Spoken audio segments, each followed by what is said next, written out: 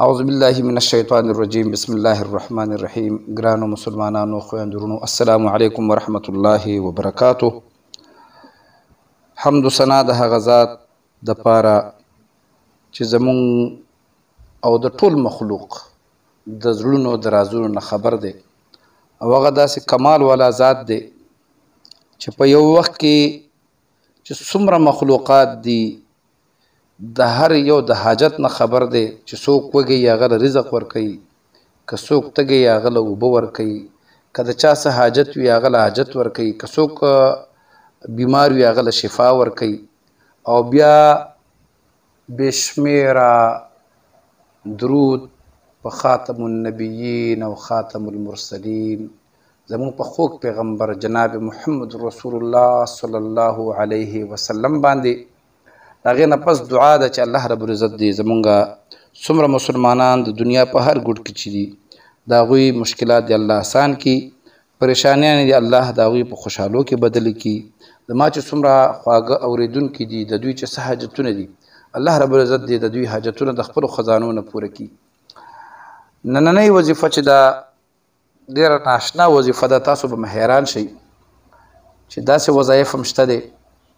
تاسو چې صرف مو سره به د چینل کې اوسیږئ او دا چینل تاسو سبسکرایب کړئ نو انشاءالله العزیز داسې وظایف به تاسو ته زه ښایم چې تاسو ته به په مشکله باندې په یوټیوب باندې میلاویږي. او که په یوټیوب کې میلاویږي نو په اردو کې به وي، خو پښتو کې کار نه دی شوی او زه د پښتو باندې به پښتو ژبه کې چې په هغې باندې به زموږ هر مسلمان پښتون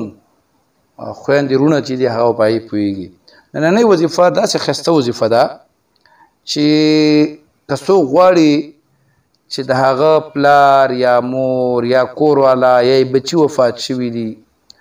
او هغه وایي چې زه خپل پلار مور په خوب کې ووینم او خبرې مو ورسره وکړم ډېره موده وشوله په خوب کې نه راځي، او د چا ښځه یې ورته ډېره ګرانه وي او هغه چې کوم دی یا یو دوست یې وي چې هغه وایي چې ده سره ما په څه طریقه په دې خوب کې مې لیدلی وي او ده سره ما خبرې کړې وي، یا د خپل چا ځوانان بچي مړه شوي لکه زړه د نږدې خلک وي ډېر دوست په شکل کې هم کیدی شي، هغه د پلار او د مور په شکل کې هم کیدی شي، د خپل کور ودانې په شکل کې د بچو. نو هغه وایي چې دا کس زه په خوب کې ووینم او د ده سره زه خبرې م وکړم. نو نننۍ وظیفه چې ده هغه د څلورو دپاره ده، خو مین خبره چې کومه ده هغه نن دا ناشنا وظیفه ځکه ده او دا هیډینګ مې ځکه درکړه چې دا نور وظایف به تاسو ته بیا وروستو په نور شغلونو کې په نور وظایفو کې میلاویږي. خو لاولنۍ داسې که د چا په زړه کې وي چې د هغوی څوک وفات شوي وي، زړه ته ډېر نږدې وي، دوستانې وي، رشته دارانې وي، بچي وي، او هغه وایي چې د هغې سره زه په خوب کې خبرې وکړم. نو د قرآن کریم په 13مه سپاره کې 102 نمبر صورت دی، سوره تکاثر نومې دی او تاسو ته زه تلاوت کوم. اعوذ بالله من الشیطان الرجیم بسم الله الرحمن الرحیم. ألهاكم التكاثر حتى زرتم المقابر كلا سوف تعلمون ثم كلا سوف تعلمون كلا لو تعلمون علم اليقين لترون الجحيم ثم لترونها عين اليقين ثم لتسألن يومئذ عن النعيم. صدق الله مولانا العظيم. دا 102 نمبر صورت دی په 13مه سپاره کې. ما نه پکې څه کمی بیشی راغلی وي، الله رب العزت راته معافي وکړي. قاریان نه یو دا صورتونه مې یاد کړي دي او هغه الفاظ هغه شان نه شو ادا کولی کومې چې قاریان او حافظان ادا کوي. نو که چېرته څوک غواړي چې هغه خپل والدین، دوستان، خپل خپلوان په خوب کې وویني او یوازې ونه ویني خبرې مو ورسره وکړي نو هغه له دا پکار دی چې د جمعرات د ورځې نه پس چې کوم لکه د جمعې شپه سبا جمعه ده او په دې شپه باندې اودس وکړي او سوره تکاثر چې کوم دی 113 ځل ووایي. انشاءالله العزیز دا چې د کم سړي سره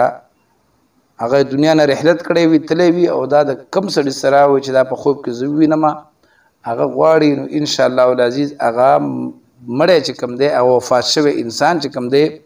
یوازې داسې نه چې په خوب کې به له راشي د سره به ښه ښایسته ګپ شپ هم ولګوي او خبرې به ورسره وکړي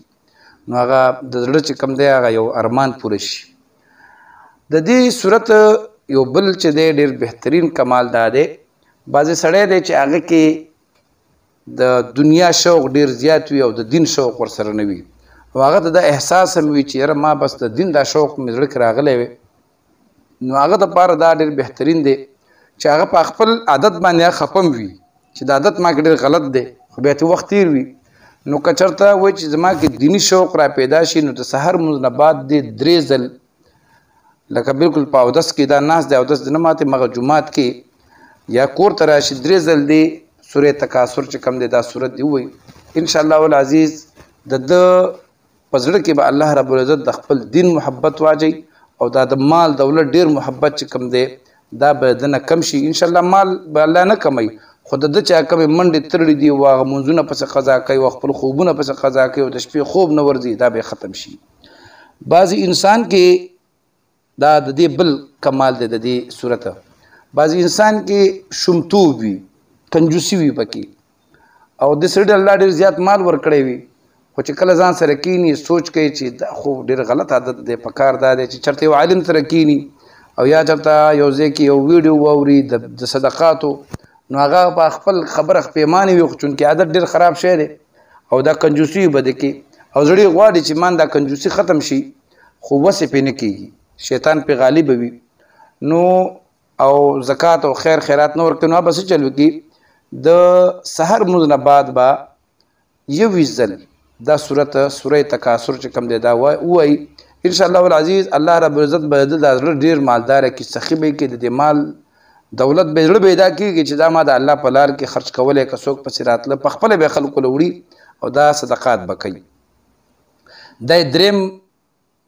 کمال شو دی صورت د سوره تکاثر او څلورم چې دی دا هم ډېر بهترین دی زموږ په ژوند کې الله رب العزت دی نوم یې قرضدار د قرض نه د الله نجات ولا ورکړي او که څوک نه وي قرضدار الله دې چېرته نه قرضداري کوي او د قرض ورکولو باره کې حضور اسلام چې کوم دی ډېر احادیث دی الله رب العزت هغه سړي له ډېر لوی اجر ورکوي چې چا له قرض حسنه ورکړي او چې کوم دی بیا ډیل ولا ورکړي هغه له مهلت ورکړي سره پیسې نه وي نو هغې د هغې بیل اجرونه دي نو د څلورمې چې کوم دی که چېرته یو سړی ډېر زیات قرضدار وي او په هېڅ طریقه د هغې د قرض د کوزېدو هېڅ لار هغه ته نه ښکاري بعضې وخت کې سړی وي چې خدای پاکه نه کار شته نه روزګار شته او دا به زه د کوم ځای نه دا قرض پوره کوم او هغه قرض دومره د حد نه سیوا وي چې لکونه وي کروړونه وي او د هغه څه نه څه جایداد وي نه څه کور کې دا سامان وي او قرضدار یې تنګوي نو د هغې دپاره څه چل به وکړي چې د سحر لمونځ نه پس به 3 ځل دا سورې تکاثر به وایي الهاکم التکاثر حتی زرتم المقابر دا صورت به تر آخر پورې 3 ځل وایي انشاءالله العزیز چې مکمل یقین سره دی ویله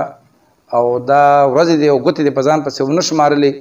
قرضدار یې خو هسې هم قرضدار یې که نه خو چې مثال لکه دا سړي باندې اوس تندر خو نه را پرېوځي چې 3 ځلې صورت وي بیا وایي چې دا خو ما 10 ورځې ویله او دا خو ما له کروڑو روپۍ رانغلې نو بس ګوتې به نه شماري او دا 3 ځل به وایي او خپل زندګي او الله ته خپل زندګي او خپل ځان ورته حواله کړه انشاءالله العزیز دا به څه چل کېږي الله رب عزت به د دا ټوله قرضه دا کولو څه بندوبست وکړي او بل که چېرته یو سړی غواړي چې ما باندې چېرته مصیبت تکلیف و غم دا را باندې را نشي نو د هغې دپاره هم ډېر یو بهترین کار دی دغه نه دی د اوبو د باران د اوبو نه دی یو لوښی یا یو شی دی ډک کړي او په هغې کې دی په هغې دی داسې چل وکړي